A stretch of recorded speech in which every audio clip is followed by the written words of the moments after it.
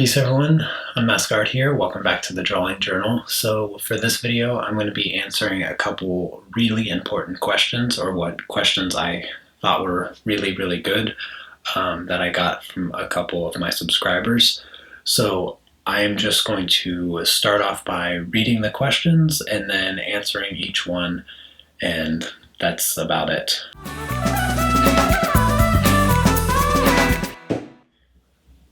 Okay, so I'm just going to read the questions and then answer them. So I really liked these, so that's why I'm doing this. If you've been following my channel for even just a few weeks, then you know that I am making a move soon. In fact, as I'm recording this video, I am moving tomorrow. So I've kind of have my whole space here all just, it's a terrible mess. Fortunately, you can't see it. But yes, I still have a lot to do, so I'm kind of doing this video just to have something put out there because I'm going to be offline for possibly as long as 4 weeks. I'm guessing around 3 to 4 weeks, minimum 2 weeks for sure though. So yes, with that said, let's go ahead and get into the first question. So this, I'm not quite sure how to read the name on this. I think it might be Mom, I See a Jack. I think, as all one word. Hopefully that's right. I have no idea. But anyway, really appreciate the comment. So here's my answer to the question. So here's the comment. Since I only just discovered your site not that long ago, it will be quite a while before I catch up on videos. That's okay.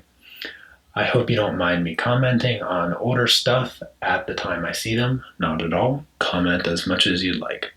In that regard, I very much liked this video. The video that she's talking about is the drawing journal that I talked about self-doubt as an artist, and the way you presented it.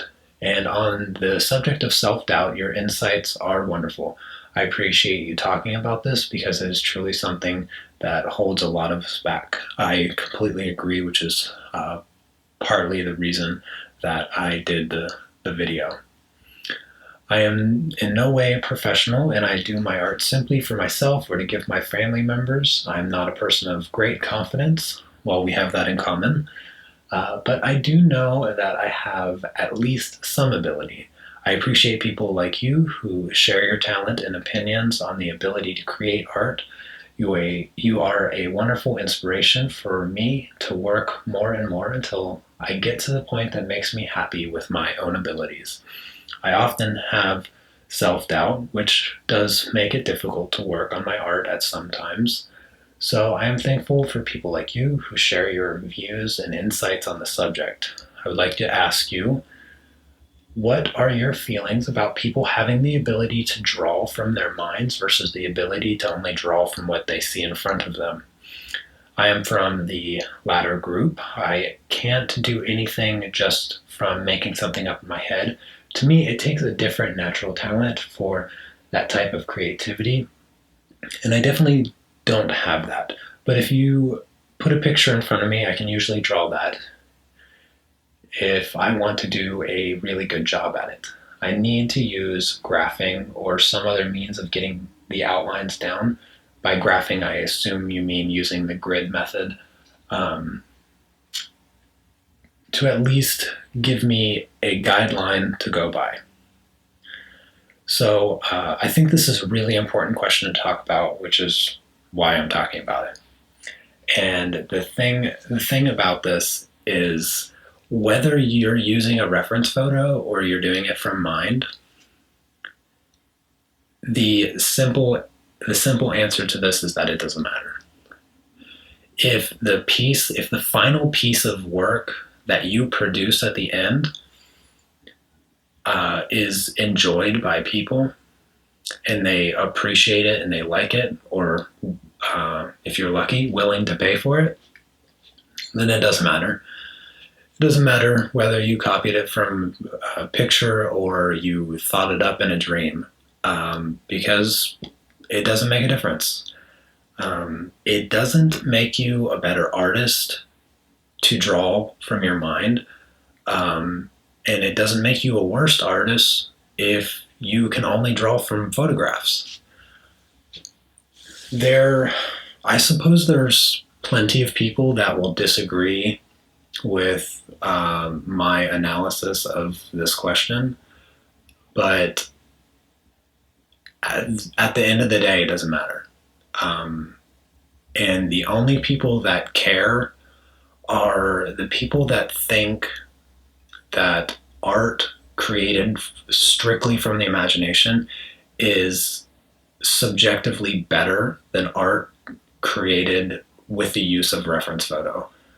I am not ashamed to any degree that a lot of my work is, it comes from the use of reference photos, because if my goal is to capture something that replicates reality, then using reality for the basis of my creation, there's nothing wrong with that.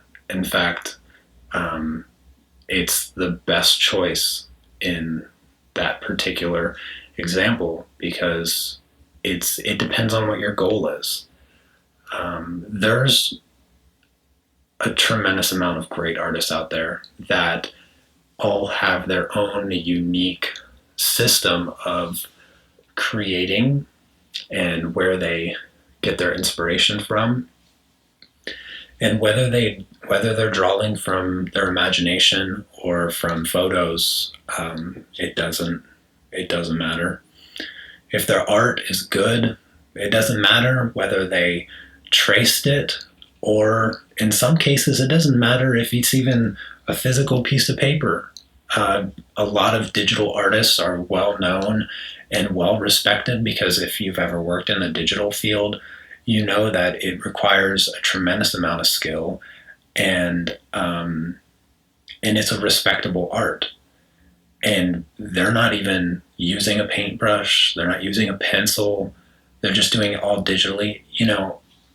I used early on in my artistic life, I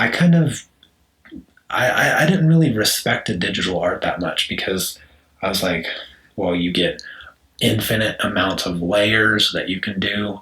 If you make a mistake, you can just hit Command Z and go backwards. It's like you don't even have to have an eraser, and you don't have to worry about colors. I mean, why do you have to worry about colors? You can change the colors as you please, just in the middle of the piece, by simply, using hue saturation or something.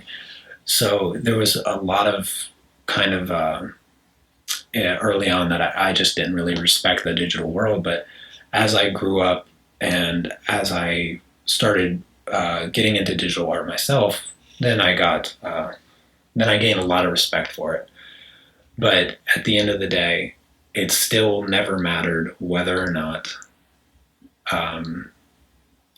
you were using a reference photo or doing it from your imagination.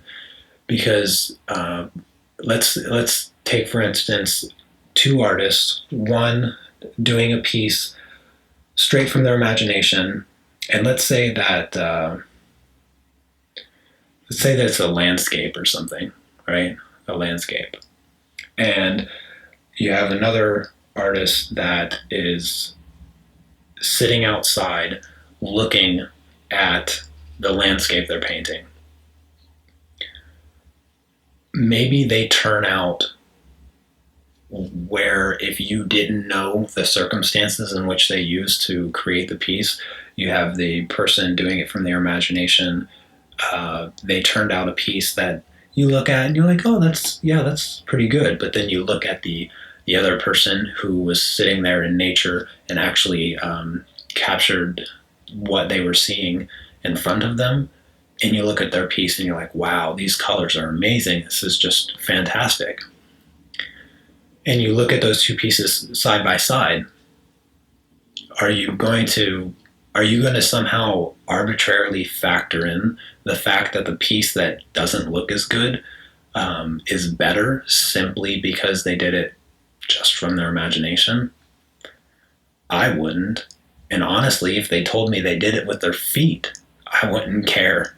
If it doesn't have the quality that captivates or can be appreciated because you can recognize the talent behind it, then it doesn't matter. I don't concern myself with the notions of tracing as cheating, reference photos are cheating. You're better if you do it with just using your imagination. It just doesn't work.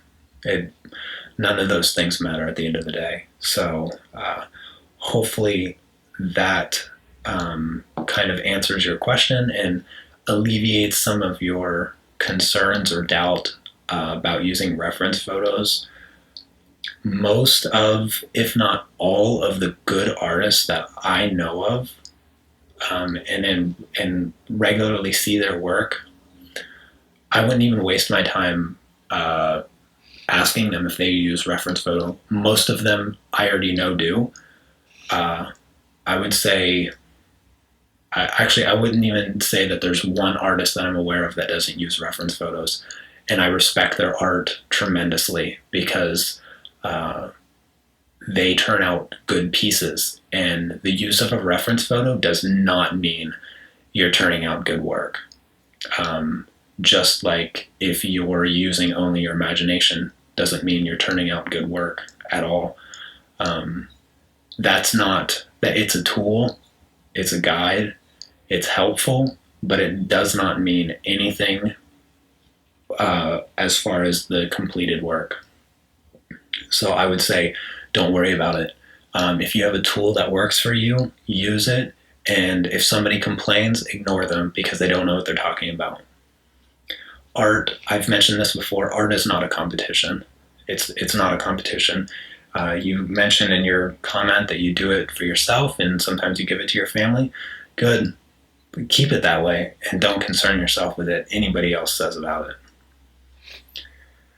All right, so moving on to the next question. The next question, I've fielded a few questions from this subscriber. So again, thank you for the question. I'm going to try to just read his question in entirely. So he says that he's a huge fan of my work, which I greatly appreciate. Hope this won't bother you. It doesn't bother me at all, I can assure you. First, I really appreciate all your tutorials. I try to put them to good use, but sadly, I just can't. No matter what I do, I can't draw whatever I envision in my mind. My hands just won't listen to my brain. So let me address this first because you break your question down kind of into parts. That is not abnormal. It's not. There's a lot that I think about, a lot of images that I intend to create, and I see them differently in my mind than what they come out on paper. And, yeah, I suppose it somewhat bothers me, but I think I get over it pretty quickly because I'm always creating. And think of it like cooking. Maybe you have a recipe that you like to use, and if you're anything like me in the kitchen, you never measure anything because you've been making the same thing for like 10 years. And so some days, maybe it doesn't taste the best, but some days it's like perfect. It all depends kind of on your appetite. Sometimes I'll wake up and I'll make a pancake and I'll be like, oh, this is the best breakfast ever. And then other days, like, I just want to throw it away after like smelling it. And I think mood and attitude kind of is more important in terms of what you visualize and what you come out with and how you feel about it. Some things that I create, I'm disgusted by. Like some things I create and people love, and it disgusts me because I hate it and I don't understand why. So it's kind of all a mindset, and you grow out of this as an artist. Eventually, you stop being such a hard critic of yourself, and it takes time and a little bit of patience. But as far as like envisioning something in your mind and then being able to replicate that, I can't do it yet. And I don't beat myself up over it either, because that isn't progress. You're never going to get over that if you continue to beat yourself up. All you're going to do is discourage yourself. So just create and have fun. Try to work on small skills. Master the small skills. When it comes to like composition, do sketches on separate pieces of paper. Build up your compositions. Start with an idea, and then play around with the composition to really create. Because I think sometimes what we think we're envisioning is a masterpiece, but if we were to actually replicate it on paper, we would realize that it's garbage. Mm-hmm. The other thing that you have to be conscious of is that when you're thinking of a piece, when you're thinking or envisioning a work, you have 3 dimensions in your mind. You also have a field of view that cannot be replicated onto a piece of paper. Because once you put it on a piece of paper, you can't look off to the side of the paper to see the full environment. So your mind is not capturing what would be like a still shot of a frame. It's seeing a whole world, a whole entire environment that cannot be captured by a piece of paper. So your mind is much more powerful than what a photograph could ever create or replicate. So try not to get frustrated by not being able to adequately replicate what you're envisioning in your mind. Focus more on honing your skills and getting better at the simple techniques, and as time goes on, you will naturally progress without even really trying. Just have fun with it. So the next part of this is second. I know it takes lots and lots of practice, which it does, but I am a semi-perfectionist. I don't think you're going to find an artist that doesn't also refer to themselves as a perfectionist. I'm a perfectionist, I guess I would say that. I don't know the last time I referred to myself as a perfectionist, though. Anyways, he goes on to say, which in my case means if the drawing doesn't look good from my point of view, it isn't good at all. This is the dilemma I've been having since I started drawing. No matter what drawing it it doesn't look good enough for me. But with my current skills, I can't draw anything that looks good enough for me. Because of this, I erase whatever I've drawn hundreds of times, and an hour later, I'm sitting in front of a smudged piece of paper with nothing on it, frustrated. Then I quit and don't ever attempt to try again because I have the mindset of I failed, and why would this time be different? This is a very discouraging mindset to have,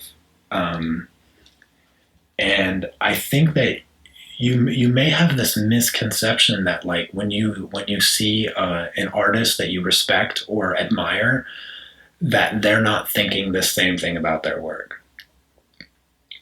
So much of what I create on my channel, I hate by the time I'm done.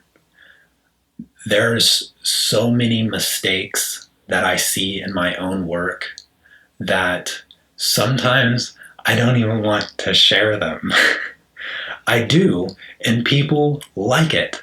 People like some of the things that I create, even though some of it disgusts me. I don't want anything to do with it. I want to separate myself from it because I almost feel ashamed that I would share it.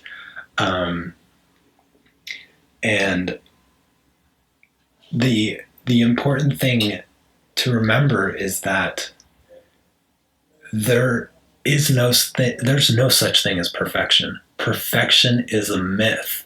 It doesn't exist. It doesn't exist. If you look at a photograph that you want to replicate as a drawing, the only thing that makes that photograph look real is the imperfections that person being photographed has. The blemish on their skin, the hairs that go the wrong direction, the slight asymmetry of their face, one eye that is slightly more closed than the other. All of these things, the mole on the side of their cheek or whatever, all of these imperfections that you can dig up from some picture, those are the things that make the picture look realistic as a drawing. And so it's important to get out of this mindset of perfectionism, because it doesn't exist. It's not real. There is no end all be all perfect drawing. I can look at a drawing and find a mistake, no problem. But it doesn't take away from the wonder of the art and the creation itself. And I have a few pictures here. So I just finished, as you can see in the video that I had pre-recorded of me drawing, I finished my mini series of varicolored portraits using markers, and every single one of these drawings is riddled with mistakes, but there's nothing I'm going to do about it. The mistakes are there, and it's what gives the art it's what gives the art character. The mistakes that you make is your signature. It's how you develop your style.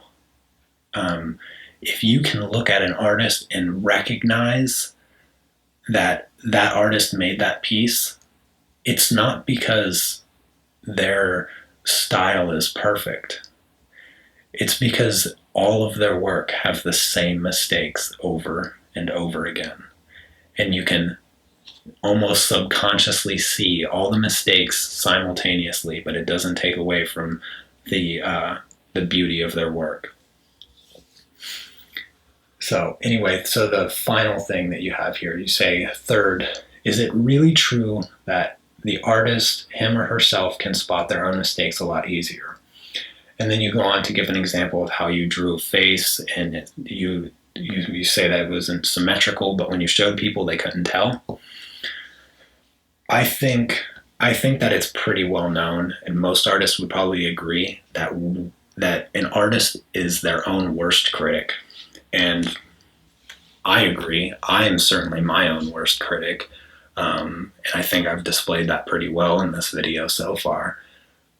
But it doesn't have to be a roadblock.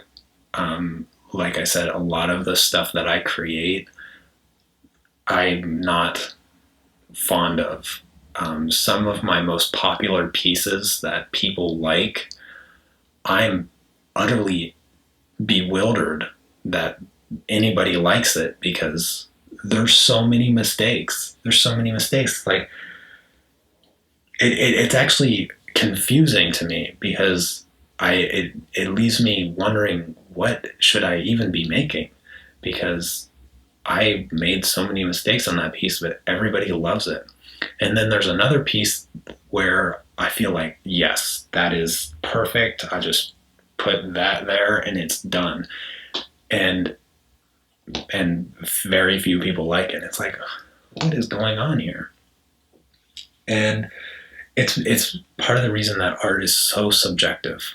Art is so subjective. So when you ask one person if they like it, they love it. You ask another person, they're like, oh, it's all right. And then you'll ask another person and they hate it. And I think we have this, sometimes we have this idea that we need to create something that everybody loves. And it kind of is similar to the idea of trying to be or act in a way that everybody likes you. And if you've ever tried that, you usually end up nobody liking you because you're fake. So don't do that to your art. It's okay to be critical of your art, but it's more important to just create and not concern yourself with the mistakes you make, or the mistakes you think you're making. The imperfections are your signature.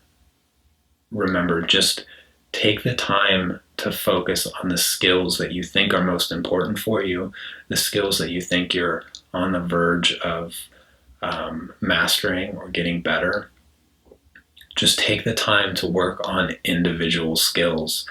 And in a year, all of those skills will be toned so well that when you finally create the piece, the piece that takes you past the plateau you feel like you're on, that's when it will become worth it.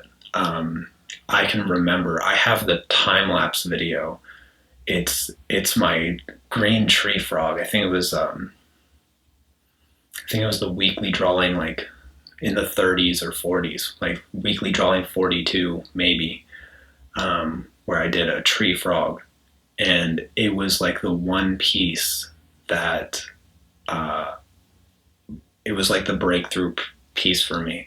After an entire year of working with colored pencils and just like honing my individual skills working with that medium, it was finally like the breakthrough piece that I needed to really catapult my way through the more difficult pieces that I was able to do past since then. And then recently, I started working with markers and doing these portraits and these portraits were kind of a science experiment for my technique on creating a color palette that I did a tutorial on.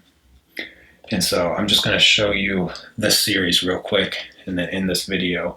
I hope that a lot of what I said made sense. I hope that it was helpful to both of you who asked the questions and anybody else that's listening. So this is the first of the vari-color portrait series that I did. This is a very red portrait. This was the first time I ever tried to do anything like this with markers, and I would say that it was an overwhelming success. There's a ton of mistakes, but I learned a lot, and that is much more important than focusing on the mistakes that I made. The next one that I did, which is the time-lapse, the very blue portrait. This one was more about getting rid of color fear. Color fear is crippling way too many artists. I see so much art online, people posting colored pencil work or paintings of portraits of people, and they ask questions like, what am I doing wrong? And it's like, look at your skin. You're afraid to death of color, and when you think you're seeing a shadow, you use black. Obviously, I used no black in any of this, and the colors create exactly. Sorry, I had a little glitch in the video. So yeah, here's the second very blue portrait. And then here's the very green portrait that I did. The time lapse is up of this one. this was just part 3 of the series. Really no new techniques or anything new that I was trying with this one. I just felt like number 3 was kind of like using the things that I learned in 1 and 2 to create this one, and I was getting better at markers, so that definitely helped out. And then this one that nobody has seen yet, that obviously I was drawing in this video, and this is a very purple portrait, and this one I would say was definitely the most difficult because getting the skin to look like this with markers is tremendously difficult. There's room for improvement. The markers, I pretty much took them to their limit with this one as far as like getting a smooth skin tone, dynamic, getting the values correctly and everything. And this one was scary. When I had the background done and everything, I started on the skin. Like I was just laying down the color. This piece, what I learned from this piece was that I'm over color fear. I have no color fear now. And it took these four drawings here to finally get me past that. And the techniques that I used was simply breaking down my color palette. So yeah, I could sit here and tell you all the mistakes on this picture. I could spend a whole week telling you the mistakes just in this one picture, but that doesn't benefit anybody. And it doesn't benefit me because all it would do is discourage me from creating.